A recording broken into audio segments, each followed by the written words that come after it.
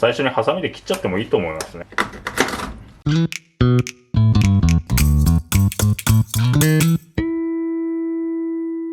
カサゴを使って、唐揚げとお味噌汁作っていこうと思います。カサゴっていうのはこの普通のね真カサゴ、一般的なカサゴってやつだとか、あとは鬼カサゴだとか夢カサゴだとか、とにかく種類が多いんですよね。種類が多くて、さらにカサゴ自身がね保護色を持ってるんで、ものによってね同じ種類でも模様が結構ばらつきがあるんですよね。安定して入荷してこないんですよ。なんで意外とね料理屋さんっていうのはねカサゴをねレギュラーメニューで置いてる場合が少ないんですよね。入荷した時に使うみたいな感じで使う場合が多いんで、だから正直ねカサゴっていうのはね、料理やってる人よりも釣りやってる人の方がね見分けるのは詳しいんじゃないかなっていう印象がある魚ですね。鱗取って3枚におろして、お味噌汁と唐揚げと作っていきたいと思います。はい、でこんな感じでね、鱗取れたら、ここからね頭を落として、内臓を出してって感じでさばいていきますね。でねカサゴ類はねオコゼなんか代表的ですけど、背びれにね結構毒を持ってる場合が多いんですよ。そんなに強い毒ではないんですけど、なんで慣れないうちはね最初にハサミで切っちゃってもいいと思いますね。その方がね安全ですんで。でヒレとかもね切っちゃうと後々扱いやすかったりはしますね。この辺はね、どっちでも。で、ここからね頭を落としていきますね。さっき保護色の話が出ましたけど、保護色っていうとねどうしてもカメレオンの代名詞みたいなねイメージがあるんですけど、意外とね魚保護色持つのが多くて、例えばカサゴなんかもそうだし、ヒラメだとかねアイナメだとか、あとタコなんかもね色が変わりますよね。なんでね意外と海の中では当たり前な能力だったりするっていうね。で、頭を落として内臓出したら、ここね血合いをね、取ってで水で洗っていきます。頭から結構いい出汁が出るんで、これ味噌汁に使うんで頭処理していきますと。頭処理するときはまずね内臓がくっついてると思うんですけど、これはとりあえず置いておいて、顔を見たときに、こっち側に包丁入れます。なんで、頭を立てて口を開いて、口の中に、包丁入れて、で頭半分に割りますと。でここから、こっち側ですね、こっちに刃がついてるんで、ここを割っていくイメージですね。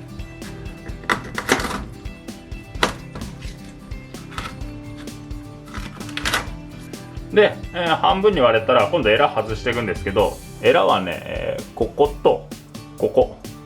と、ここで3箇所でつながってるんで、ここをね包丁で外してあげると、簡単に外れますよと。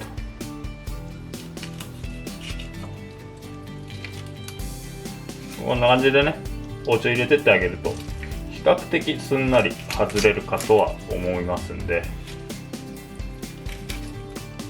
はい、でエラ外すとね勝手に内臓ついてくるんで、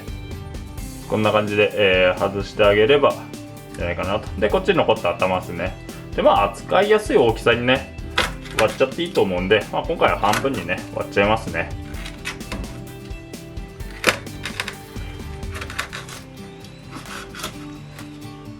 はい、そしたら、頭とこのね身と、水洗いしていきます。はい、で、こんな感じでね、血合いをねきれいに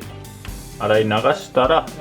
こっちは味噌汁に使うんでとりあえず置いといて、で、3枚におろしていきます。でね魚っていうのはねこのねアジでいうゼイゴのライン、ここにね結構強めに鱗が残るんですよ、どうしても。なんで、ちょっと見づらいと思うんですけど、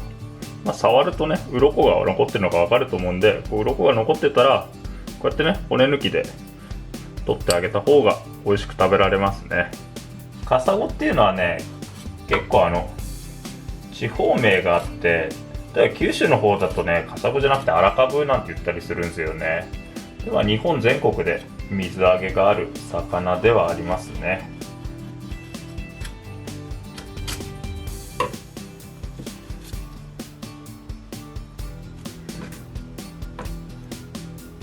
まず日本全国で水があるし、結構ね浅いところにも沖の方にも行って普通に釣りしててもテトラポットの間からね釣れたりだとかもしますし、沖の方で取れるカサゴっていうのはね結構大きいんですよ。2キロぐらいあるようなカサゴが、たまにね市場なんかに並んでたり、ちっちゃくても十分ね、美味しい魚ですんで。で、こんな感じでね、頭に押したらこっちね中骨も、出汁が出るんで味噌汁に入れますと。でね、こういうねヒレだとかこういう尻尾だとかこういうのはね意外と臭みが出やすいんで、これね僕は、これはね出し取るときは入れないですね。なんで、こっちで出し取ってこっちは唐揚げにしてって形ですね。で身の方はこれねあばら骨かいて、骨残ってたら骨抜いて、で唐揚げにしていきます。結構ね煮付けなんかにもするんですけど身が淡白なので、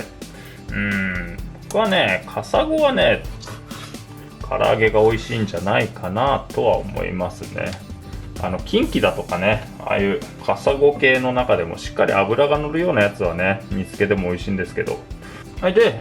骨が抜けたらカサゴっていうのはね結構ね皮目に臭みがあるんで、なんで軽くね塩して、このままね10分程度置いて臭みを抜いていきますと。もしね魚の皮嫌いなんていう人がいたらこのままもう包丁で引いちゃってもいいんですけど、僕はね火通す時は皮目残ってた方が好きなんでこのまま、臭み抜いて、唐揚げにしますね。でこっちのアラの方も結構ね臭みが出やすいんでこうね強めに塩して、ちょっと10分ぐらい置いて臭みを抜きますと。でね時間経ってこんな感じでね表面にこう水分浮いてきたら、洗い流していきますと。でこれ最初に出る水分っていうのはね結構魚の臭みが含まれてるんで、しっかりめに洗ってくださいと。そしたら最初ね唐揚げ作っていきます。で唐揚げ作る時はこれね身を適当な大きさに切ってあげて、で、さっきね軽く塩したんで薄くですけどね塩味は入ってると思うんで、今回はね塩味で揚げていきたいと思います。好みで醤油だとか生姜だとか入れてもいいんですけど好きなように味付けしてくださいって感じですかね。生姜なんか入れてあげるとね結構風味が加えられていいんじゃないかなとは思いますけど、軽くお酒入れとくと臭みが抜けるのとね風味がつくのとで美味しいのかなと思うんで、もしね最初に振った塩が薄いならここにちょっと塩入れてもいいと思いますね。でここから揚げていくんですけど、吉田のねこれ片栗粉とあとごま揚げにしても美味しいのかなと思ってごま用意しましたんで、これさっき酒につけた、カサゴなんですけど、でね、軽く粉まぶしてあげて、でこれでね片栗まぶしすぎるとこの後ねごまをつけるんですけどごまがつかないんで、ほんと片栗は薄くねまぶして、でちょっと置いとくとこの片栗がね水分吸って全体に馴染むんで、そしたらごまつけていきますと。あんまり粉はつけすぎないようにって感じですね。薄めに多少ね表面にこう粘りが残るぐらいの薄さで全体にこう片栗が馴染んできたら、ごまつけてあげると綺麗にごまがつきますんで、ここから揚げていきますと。皮目はね僕はねこの魚の皮目ってね結構ねバリッと火を入れた方が美味しいと思うんで、ごまはねこの身の方にしかつけないですね。で皮目はそのまま残してあげるっていうのがここは美味しいのかなと思うんで、こうして揚げますね。だからこれ手間だったらね普通に片栗だけで揚げてもいいし、あとねちょっと小麦加えてもいいしって感じですかね。その辺好みで、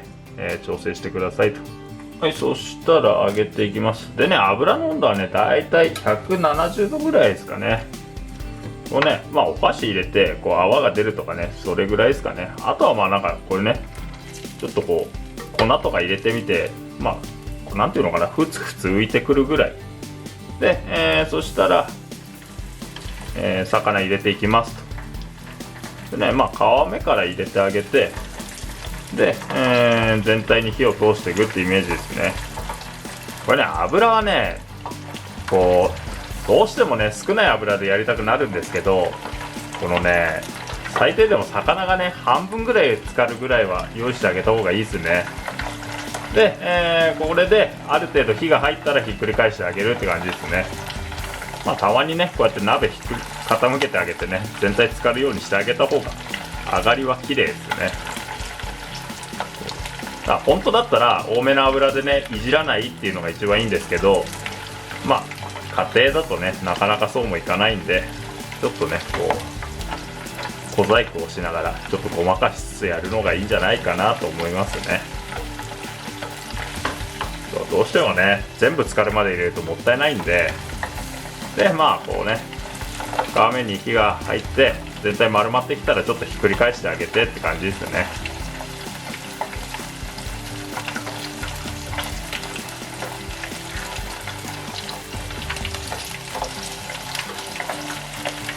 でね、揚げ物っていうのはねどうしても物入れると温度が低くなったりだとか、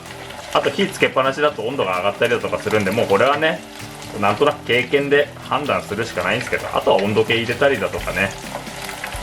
自分で工夫してちょっと温度はね調整してみてください。温度低いとどうしてもべちゃっとした揚げ物になるんで、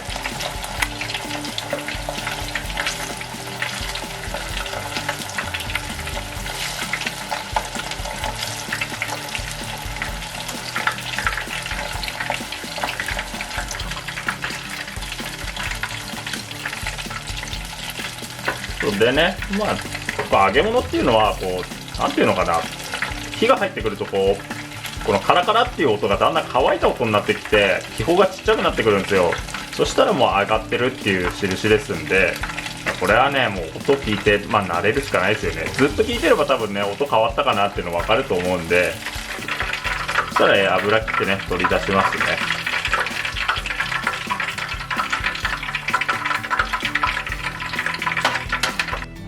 で、こんな感じでね揚がったらあとは盛り付けて完成っていう形ですね。これねごま上にしても皮目上にしてもどっちでもね綺麗なんでお好みで盛り付けて、であとはね緑、今回はオクラね、これ緑添えてあげると、あとレモンとか添えてもいいと思いますしね、綺麗なんじゃないかなと思いますね。はい、こんな感じでね、カサゴの唐揚げ、ごま揚げ完成ですね。で、この後味噌汁作っていきます。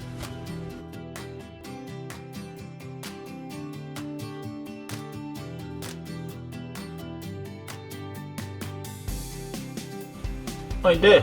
今度ねこれ、カサゴのアラ使って味噌汁作っていきます。でね、普段というか多くの場合はこれね一回ね熱湯に落とす、湯引きって言って熱湯に落として、臭みを取る場合が多いんですけど、今回はね、焼いてでそこから出し取っていきます。でね、なんでね湯引きじゃなくて焼くのかっていうと、カサゴってねカマはあるんですけど食べる身自体はそんなにないのと、身にねそこまで味があるわけじゃないんで、しっかりね出汁を出したいっていうのでカリカリに焼いて結構パサつくぐらいまでね出汁を取って、本当に出汁を楽しむお味噌汁にしたいなというのがあるんで、今回は湯引きでね身にうまみを残す方向じゃなくてしっかり焼いて出汁にね変えるっていう感じで、焼いてる間に、出汁取っていきます。でね今回昆布出汁で取るんですけど、これもう好みでねカツオ入れた出汁でもいいですし、あとね顆粒の出汁でも全然構いませんので、好みでやってくださいと。でね、昆布は一晩水につけてね戻しておくとしっかり出汁が出るんですけど、この辺はねこの負担にならないようにやっていただければなと思いますね。でね、あとね当然ながらカサゴからもね出汁が出るんで、お吸い物みたいな本当に出汁を楽しむ料理よりも多少はね薄めにひいた方がこのカサゴの味を楽しめる、お味噌汁にはなりますね。沸騰直前にね昆布取り出して、でここに、焼いたカサゴ入れていきます。で、このぐらいねカリカリにカサゴ焼いてあげて、でこれ入れて出し取っていきます。これはねもう沸いてるところにねどんどん入れちゃって大丈夫ですね。その方が、しっかり出汁が出ますんで、ここからね5分から10分ぐらいしっかり煮出していきますよ。で当然アクが出るんで、アク出たらすくってくださいって感じですね。はい、で、こんな感じでね、煮詰めて十分出汁が出たら、味付けていくんですけど、これねこの辺とかほとんど正直食べるところがないんで、こしちゃって、でこのカマとかね、こういう具になる部分、肉のついてる部分は最初にね器とか別皿に取り分けて、で、こっからね、味入れていきますと。でね、こっちのね骨の部分はね、もったいない気もするんですけど、本当に丁寧にやるんだったらこしちゃうんですけど、これね結構骨があってね、汁物に骨があると食べづらいんで、網ですくい取っちゃいますね。残った汁に、味をつけていくって形ですかね。で味付けるときはね、お酒ね、お酒ちょこっと入れてあげるとね風味があって、僕は好きですね。で、ここにね味入れていくんですけど、今回赤だしね。で赤だしはね赤味噌だけで作るとね結構ね僕なんかきつく感じるんで、白味噌と合わせて作りますかね。なんでね、夏の暑い日なんかはね結構赤だし多めにしても美味しく飲めるんですけど、冬はね若干白入れても美味しいのかななんて思ったりしますね。これは溶いてあげて、で味見してって感じですかね。でね味決まったら、最後器に盛り付けてって感じですかね。本当はね漆器とかね、こうなんていうの、塗りの器があるとかっこいいですけど、こういうねスープジャーみたいなのでもいいんではないかなとは思いますね。で最後ね、ちょっと色寂しいなとか、なんかちょっとね風味のあるもの欲しいななんて思ったらね、こう三つ葉とかネギとか入れてあげるといいんじゃないかなとは思いますね。こんな感じで、カサゴのお味噌汁完成でございます。